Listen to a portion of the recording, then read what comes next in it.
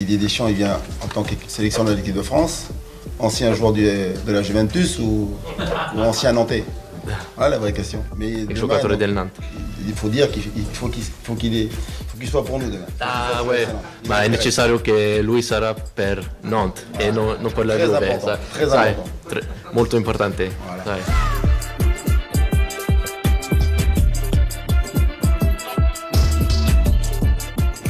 Retrouvez votre magazine avec Winamax. Winamax, le plus important, c'est de gagner. Hello à tous, ravi de vous retrouver dans la quotidienne. Et oui, Didier Deschamps invité par le FC Nantes pour ce match retour. Un partout à l'aller, hein. Là le retour c'est à 18h45 face à la Juve. Le rêve est permis, enfin pas quand on écoute les journalistes en conf. La Juve reste favorite avec un effectif qui est supérieur à Nantes. Personne, très peu de monde vous attendait avec ce score d'un but partout là-bas. Jamais le FC Nantes n'a éliminé un club italien en confrontation directe en Coupe d'Europe. On pouvait difficilement imaginer que le FC Nantes serait dans des configurations jouables contre la Juve pour un huitième de finale de Ligue Europa. Ça n'empêche pas Antoine Kombouaré d'être super confiant et de faire du Kombouaré quoi. Oui, ouais, je vous entends là. Ah, vous m'entendez là? C'est bien? Vous m'entendez bien? À combien évaluez-vous les chances du FC Nantes maintenant après ce premier round? 2 chances sur 10. Et c'est vrai que c'est un grand match, mais c'est surtout un grand match et un match très important pour la Juve, pas pour nous. Hein. La Juve, s'ils perdent contre nous, ils sont ridicules. Alors que nous, demain, si on perd, on joue le maintien. Puis après, on joue notre quart de finale en Coupe de France contre Lens. Quoi. Donc voilà. Mais après, la prime, je sais pas. Vraiment, je sais pas. Je vous pose la question du jour, est-ce que vous pensez que le FC Nantes va le faire battre la Juve et se qualifier pour les huitièmes de finale de la Ligue Europa? Vous nous dites tout et demain on sélectionnera 2 commentaires.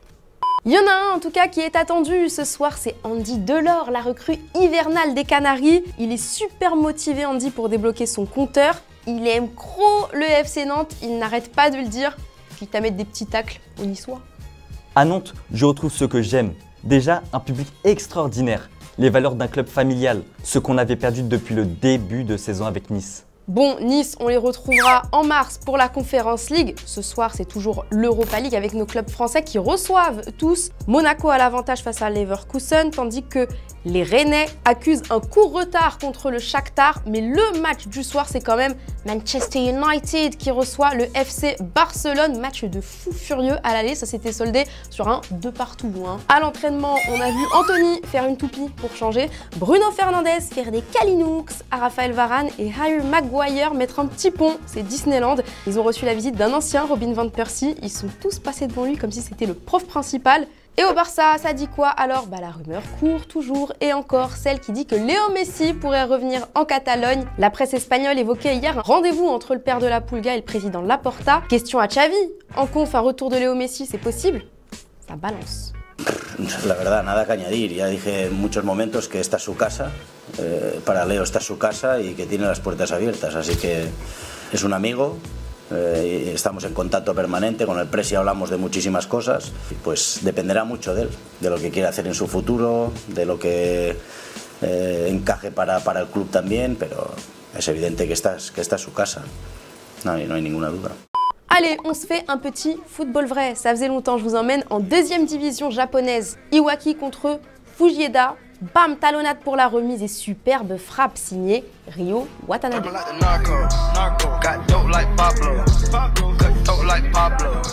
En Slovénie, Aldair Baldé nous a mis cette frappasse lors d'Olympia Ljubljana face à Gorica. On se la remet bien sûr.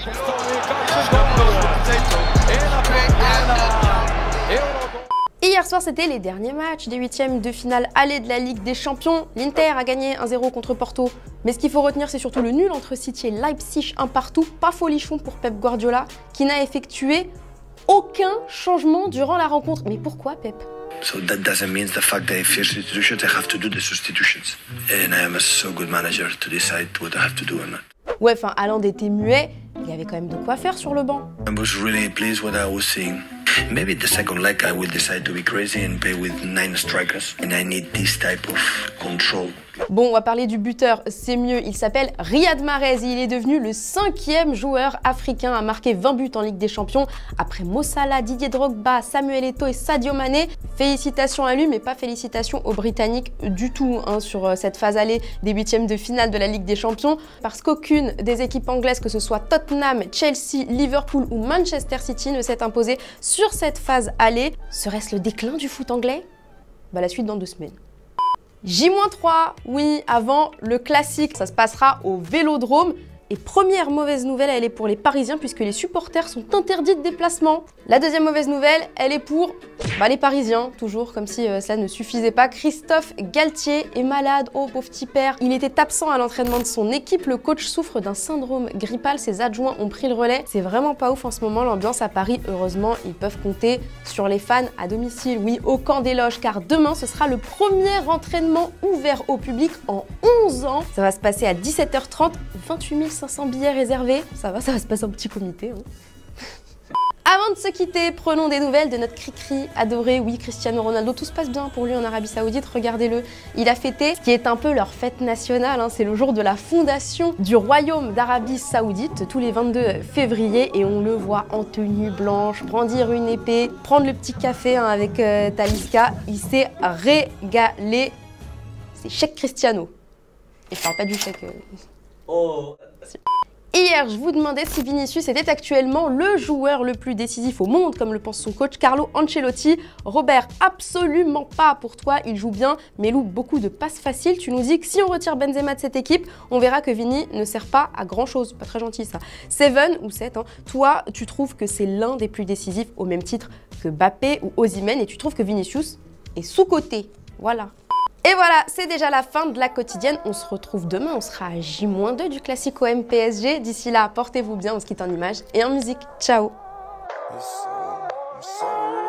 2 a.m., the night still young. You live by the gun, you gon' die by the gun. Ain't no handouts for nobody. When they ain't have shit, they ain't offer me nothing. When I'm quiet, I be thinking about killings. A lot of nigga bitch may stay in they feelings. Saving these hoes, this shit here pitiful. All these little bit of bitch my chillings.